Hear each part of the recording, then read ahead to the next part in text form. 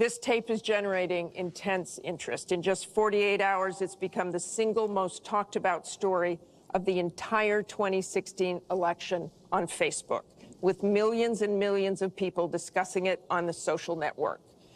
As we said a moment ago, we do want to bring in questions from voters around the country via social media, and our first stays on this topic. Jeff from Ohio asks on Facebook, Trump says the campaign has changed him. When did that happen?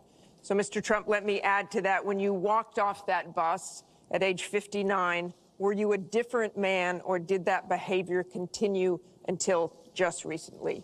And you have 2 minutes for this. As I told you, that was locker room talk. I'm not proud of it.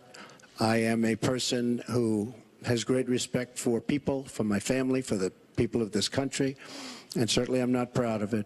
But that was something that happened. If you look at Bill Clinton, far worse, minor words, and his was action. His was what he's done to women. There's never been anybody in the history of politics in this nation that's been so abusive to women.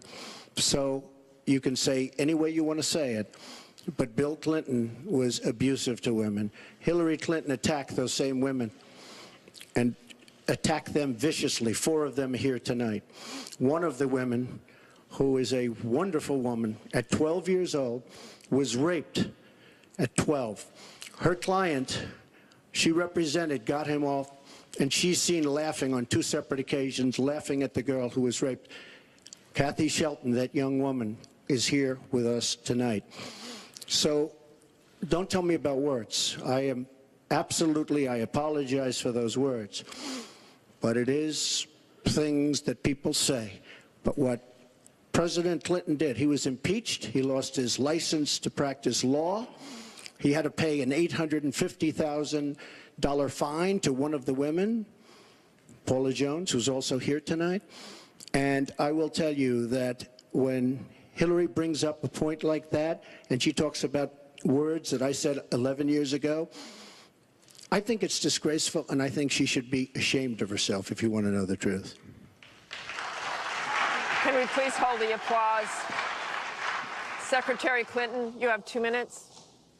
Well, first, let me start by saying that so much of what he's just said is not right, but he gets to run his campaign any way he chooses. He gets to decide what he wants to talk about. Instead of answering people's questions, talking about our agenda, laying out the plans that we have that we think can make a better life and a better country, that's his choice.